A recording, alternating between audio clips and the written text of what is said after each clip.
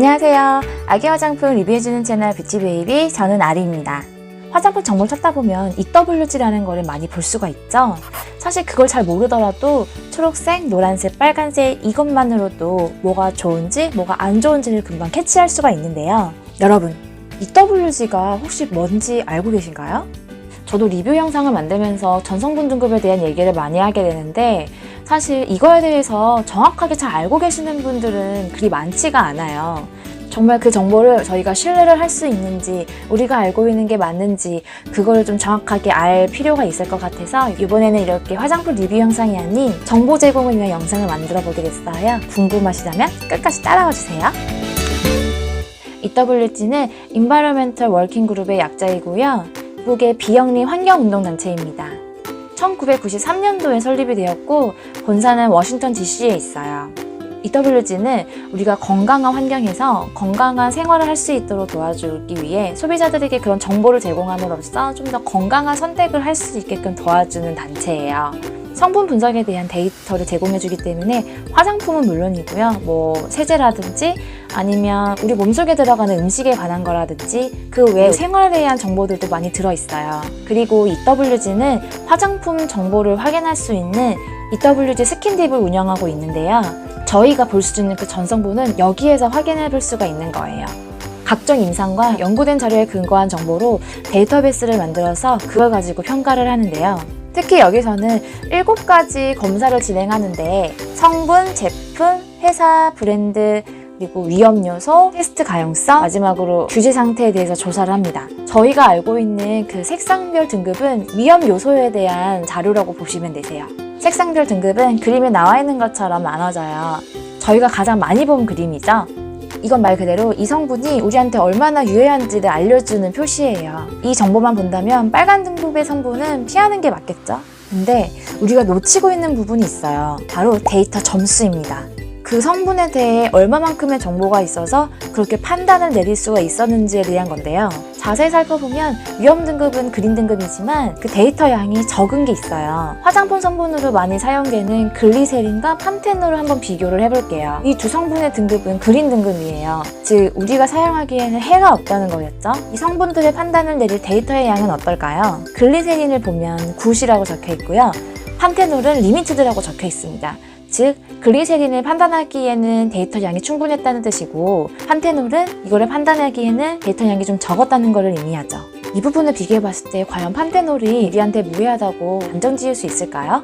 물론 정말 그럴 수도 있긴 하지만 그렇게 단정을 지키는 근거를 바탕해주는 데이터가 좀 부족하다는 생각 들지 않으세요? 이번에는 다른 예를 한번 들어드릴게요. 계면 활성제로 쓰이고 있는 다이소듐 코코일 글루타메이트입니다.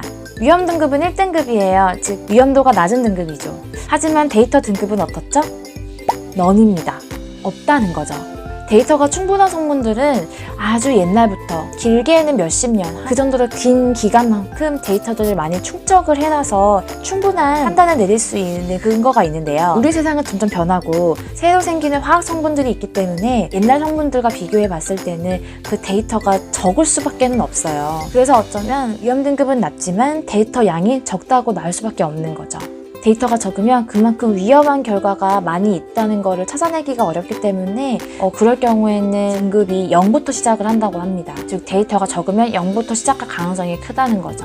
근데 새로 생긴 성분들이 정말 인체에 해를 끼치지 않을 수도 있지만 이게 과연 옛날에 사용했던 그 성분들처럼 앞으로 몇십 년에 걸쳐서 데이터를 수집을 했을 때 지금과 같은 등급이겠냐는 거예요. 시간이 흐르면서 좋았던 성분이 결국에는 나쁜 거였다라고 밝혀지는 그런 성분들도 있잖아요. 그런 것처럼 지금으로 봤을 때는 좋은 성분인 것 같지만 다 쭉 멀리 봤을 때 어쩌면 그 성분이 우리한테는 해로운 거였다라고 할 수도 있는 거죠.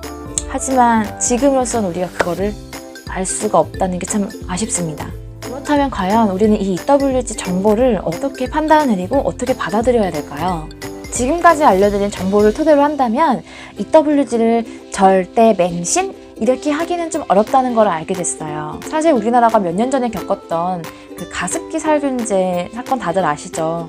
그렇기 때문에 그 위험 요소에 대한 그 민감함이 우리나라는 생각보다 많이 높습니다. 그래서 특히 우리 아이들이 사용하는 거에 있어서는 우리 어른들이 꼼꼼하게 안 따져볼 수가 없어요.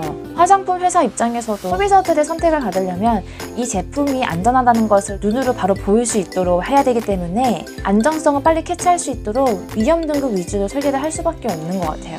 요즘 아기 화장품을 보면 특히 우리나라에서 만드는 화장품을 봤을 때 그린 등급 성분으로만 만든 화장품들이 많아요. 하지만 그 위험 등급 뒤에 숨겨진 데이터 등급이 어떤지 우리는 좀 관심을 가질 필요가 있습니다. 즉 위험 등급이 그린 등급이지만 데이터 양이 적으면 그 또한 안전하다고 단정 짓기는 좀 어렵다는 거죠. 하지만 정확하게 따져볼 수 있는 방법은 현재까지는 안타깝게도 없는 것 같습니다. 위험 등급 성분과 데이터 등급 성분을 모두 충족할 수 있을 만한 성분들만으로 만든 화장품은 사실 찾아보기가 어렵거든요. 결국 소비자들의 선택에 달린 것 같습니다. EWG의 제품 분석 의뢰를 하면 그 앞에서 제가 말씀드린 그 7가지 검사 있잖아요. 그거를 시행하게 되는데 이걸 다 모두 통과한 제품은 EWG 베러파이드 인증 마크를 붙여준다고 해요. 하지만 여기에도 데이터 등급이 좀 적은 성분들이 있어요. 베러파이드 인증 마크가 있다면 분명 EWG에서 인정한 제품이라는 의미인데 제가 인증받은 제품을 찾아봤거든요. 그래서 그 후기를 또 찾아보니까 생각보다 피부에 안 맞아서 뭐가 좀 올라왔다는 의견이 많았어요. 또 이렇게 보니까 베러파이드 인증 제품이라고 해서 다 완전 좋은 제품이라고 생각하기는 어려운 것 같네요. 그래도 성분 외에 회사라든지 브랜드 등등 다른 검사를 통과한 거기 때문에 그런 부분에 대해서는 좋은 부분이라고 생각하면 될 것 같습니다. 그리고 여기에 분석된 제품은 3년 이상 될 시에 올드라는 표시를 해주니까요. 이용하실 때 참고하시면 될 것 같아요. 자, 이렇게 EWG에 대해서 알아봤는데요. 알아보고 나니까 조금 더 생각이 복잡해진 것 같지 않으세요? 화장품 리뷰를 하고 있는 저도 사실 뭐라고 결론을 내리기가 좀 어려운 것 같아요. 그래도 알고 사용하는 것과 모르고 사용하는 거는 우리가 그 화장품을 고르는 데 있어서 좀 차이가 있지 않을까라는 생각이 듭니다. 어떤 제품이든 간에 어느 나라에서든 그 화장품 안에 들어가 있는 성분에 대한 그 허용치가 있잖아요. 허용치라는 거는 우리 몸에 해를 끼치지 않는 그 선까지의 그런 허용되는 양을 말하는 건데 그걸 토대로 만드는 제품이라고 하면 큰 걱정은 안 하셔도 될 것 같습니다.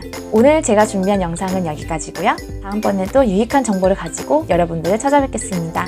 그럼 안녕히 계세요. 안녕.